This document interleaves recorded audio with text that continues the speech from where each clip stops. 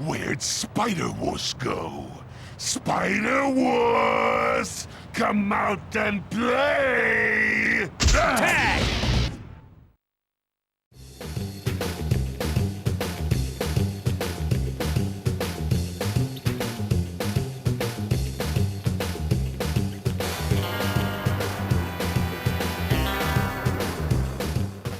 Hey there guys, Nordic Warrior here, welcome back to my video game review series. So, today I'm going to be starting a new series on the channel. I'm going to be reviewing every Spider-Man video game. Now this of course will take me some time. I do own most Spider-Man games, but not all of them, and it will obviously take me some time to get around to reviewing them all. But we'll get there. Today we're going to be looking at Spider-Man on the PS1, released in the year 2000, developed by Neversoft. So this game is a childhood favourite of mine, and I got this game back when it came out and I pretty much grew up with it. It's a game that I always go back to from time to time, and it's one that I have very fond childhood memories of. The game is a third-person action-adventure platformer. At the start of the game you get a narration from Stan Lee, as he basically introduces you to the game, so that was quite cool. Spider-Man co-creator Stan Lee here. Once again, we find our hero Peter Parker, better known around the world as the Amazing Spider-Man, in a heap of trouble. The story of the game is a pretty simple one. In the beginning of the game, Dr. Otto Octavius is giving a demonstration when an imposter Spider-Man shows up, attacks the demonstration and steals Octavius's device. This of course leads to Spider-Man becoming a fugitive and having to fight through the game to clear his name. You have several villains from the Spider-Man series who make appearances, such as Rhino, Venom, Scorpion, Dr. Octopus and several others, who you'll run into and have to fight. In the early part of the game, Spider-Man has to traverse across rooftops and defeat henchmen. You then get a string of indoor levels. This gives you an introduction to both the outdoor gameplay and platforming mechanics, as well as the game's indoor gameplay, stealth and combat mechanics. Being Spider-Man, of course, you get to use his powers to traverse the levels. Pressing L2 will allow you to swing through the air from one building to the next. You can also stick to walls and ceilings and climb them. The game's platforming mechanics are very simple and don't take too much getting used to. There are a few levels in the game where you have to move quickly, like for example a race to reach the Bugle to save Jameson, or a level where you have to chase Venom through the city and you can't let him escape. But for the most part, you get to move at your own pace. Throughout the game you will find health packs to increase your health, as well as web cartridges. Spidey's webbing will decrease over time and you will have to find these cartridges to replenish it. You can carry up to 10 cartridges and these are fairly plentiful, so you don't really have to worry too much about running out of webbing. The game has some pretty decent combat. You can punch by pressing square and kick by pressing circle. Pressing triangle activates your web attacks. You have various different web attacks, such as your standard trap webbing. This allows you to easily take out the game's early enemies, such as henchmen or bank robbers, by simply tying them up and incapacitating them. However, this attack will not work on some of the later enemies, such as the lizard men or symbiotes. You have impact webs, which are basically balls of web that do damage to your enemies. A web dome, which encases Spider-Man in a web cocoon that can explode into a blast that hits all enemies nearby. You also have web gloves, which kind of act like knuckle dusters, making your punches harder and more effective. You also have some grappling attacks where you can jump on an opponent's back and take them out quickly. You can also do combinations with your attacks by pressing different buttons and trying them out in combination. The game's combat is surprisingly varied and a lot of fun. You have plenty of enemy variety too. As I mentioned before, certain enemies are immune to certain attacks. Early in the game you fight thugs and robbers, later on you fight more powerful enemies like lizard men, who have infested the sewers. They have powerful melee attacks as well as projectiles and are much tougher than the early enemies in the game. And symbiotes, who are extremely resistant to all your basic attacks. In order to defeat the symbiotes practically, you can find fire web cartridges, which adds fire to your webbing. This can take symbiotes out in one hit, however these cartridges are few and far between, so you have to be a little bit more economical with them. You can also use certain items in the environment as weapons. Simply pick them up by pressing square and throw them at an enemy, doing huge amounts of damage.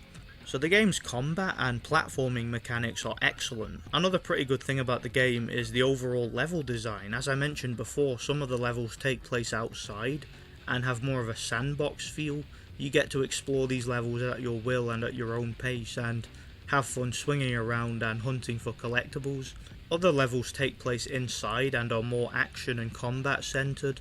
Some of the levels have puzzle sections which are a lot of fun and do their bit to vary the gameplay, as well as a couple of maze sections.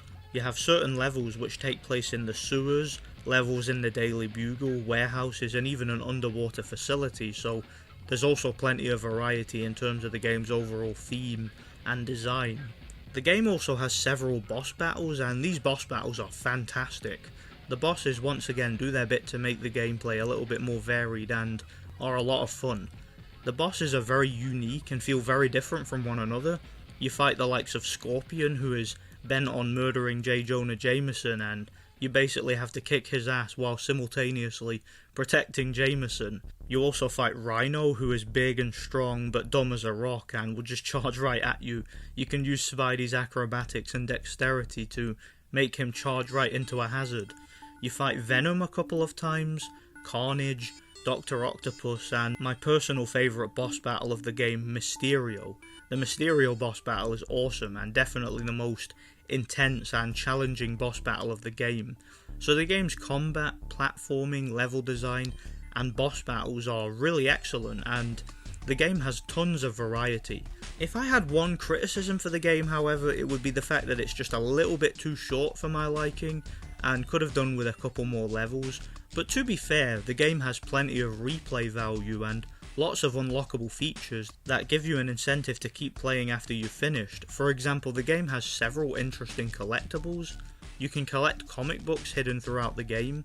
Some of them are quite well hidden, others are pretty much out in the open. Once you find them, you can display them in your gallery, which is kind of like a virtual museum.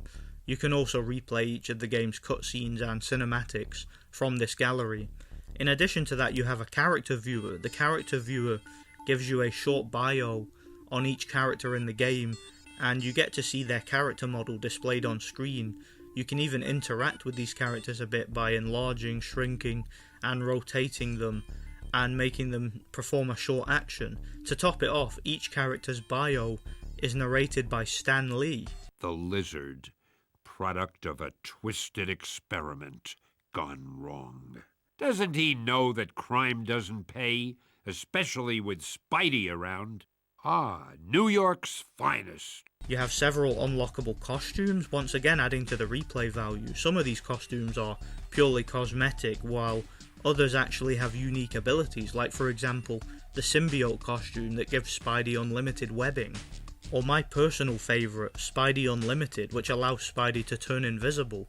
This is a lot of fun because you can play through the whole game without enemies seeing you, and sadly it doesn't work on bosses, but it was still a pretty fun feature.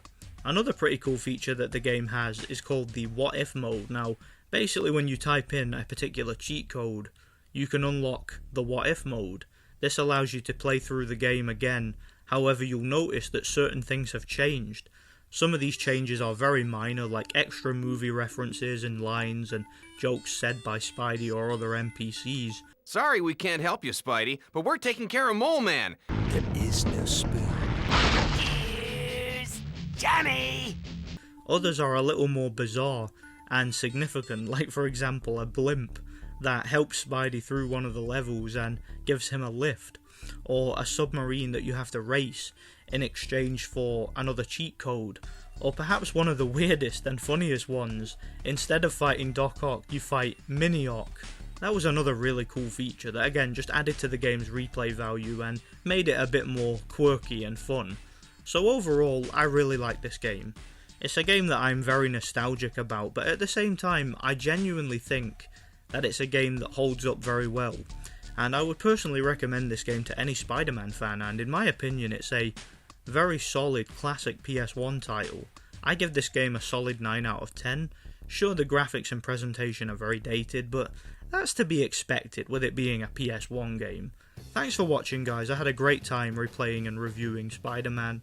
Stay tuned for my next review where I'm going to be reviewing the sequel, Spider-Man 2 Enter Electro. I'm really looking forward to doing that review. Thanks for watching and God bless. Not this time, guys.